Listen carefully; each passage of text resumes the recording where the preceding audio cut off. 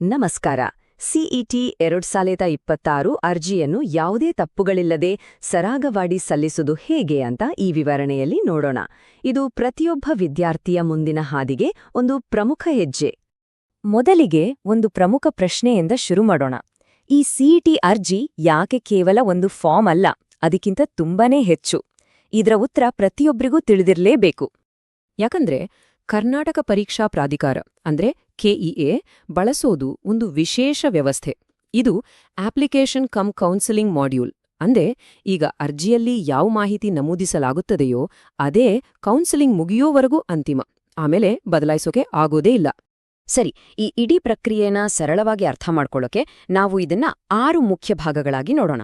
ಮೊದಲನೇದಾಗಿ ಅರ್ಜಿಯ ಕೌನ್ಸೆಲಿಂಗ್ ಅನ್ನೋದು, ಆಮೇಲೆ ನಮ್ಮ ಡೇಟಾ ಎಷ್ಟು ಮುಖ್ಯ, ಮೀಸಲಾತಿಗಳನ್ನ ಹೇಗೆ ಕ್ಲೇಮ್ ಮಾಡೋದು, ವಿಶೇಷ ವರ್ಗಗಳ ಬಗ್ಗೆ ಹೊಸ ಪರಿಶೀಲನಾ ಪ್ರಕ್ರಿಯೆ ಮತ್ತು ಕೊನೆಗೆ ಒಂದು ಫೈನಲ್ ಚೆಕ್ಲಿಸ್ಟ್.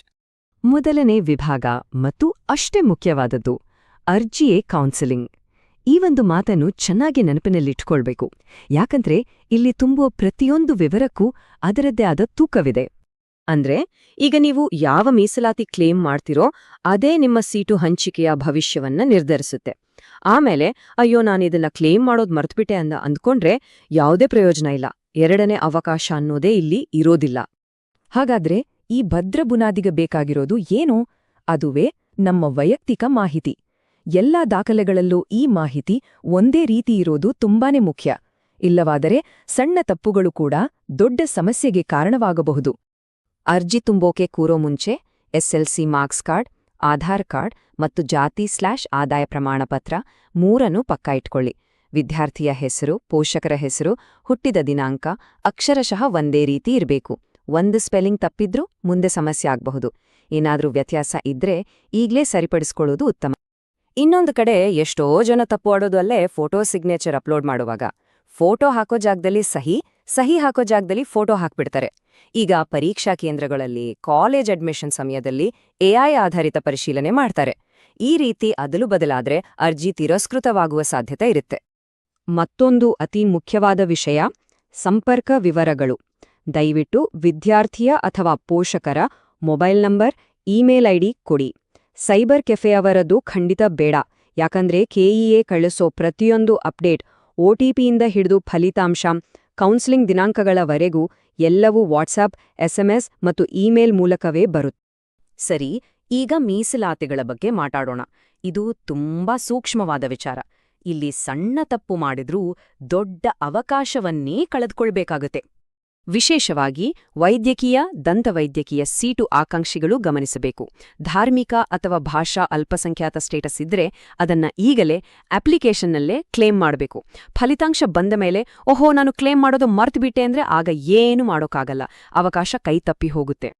ಭಾಷಾ ಅಲ್ಪಸಂಖ್ಯಾತ ಪ್ರಮಾಣಪತ್ರ ಅಂದ್ರೆ ತಮಿಳು, ತೆಲುಗು, ತುಳು, ಕೊಡವ, ಉರ್ದು ಇದಕ್ಕಿರೋದು ಒಂದು ಆಫ್ಲೈನ್ ಪ್ರಕ್ರಿಯೆ. ಮೊದಲು ಹೆಡ್ಮಾಸ್ಟರ್ ಹತ್ರ, ಆಮೇಲೆ ಬಿಒ, ಆಮೇಲೆ ಕಾಲೇಜ್ ಪ್ರಿನ್ಸಿಪಲ್, ಕೊನೆಗೆ ಡಿಡಿಪಿಐ. ಹೀಗೆ 4 ಹಂತಗಳಿವೆ. ಇದಕ್ಕೆಲ್ಲ ಸಮಯ ಬೇಕು. ಹಾಗಾಗಿ ಆದಷ್ಟು ಬೇಗ ಶುರು ಮಾಡೋದು ಒಳ್ಳೆಯದು. ಈ ಸಂಖ್ಯೆ ನೋಡಿ, 10 ಲಕ್ಷ ರೂಪಾಯಿ. ಎಸ್ಸಿ/ಎಸ್ಟಿ ವಿದ್ಯಾರ್ಥಿಗಳಿಗೆ 0 ಫೀ ಅಂದ್ರೆ ಶುಲ್ಕ ವಿನಾಯಿತಿ ಸಿಗ್ಬೇಕಾದ್ರೆ ಅವರ ಕುಟುಂಬದ ವಾರ್ಷಿಕ ಆದಾಯ ಈ ಮೊತ್ತದ ಒಳಗಿರಬೇಕು. ಇಲ್ಲೊಂದು ಮುಖ್ಯವಾದ ವ್ಯತ್ಯಾಸ ಇದೆ. ಆದಾಯ 10 ಲಕ್ಷಕ್ಕಿಂತ ಕಡಿಮೆ ಇದ್ರೆ ಎಸ್ಸಿ/ಎಸ್ಟಿ ವಿದ್ಯಾರ್ಥಿಗಳು 2 ಪ್ರಮಾಣಪತ್ರ ಕೊಡಬೇಕು.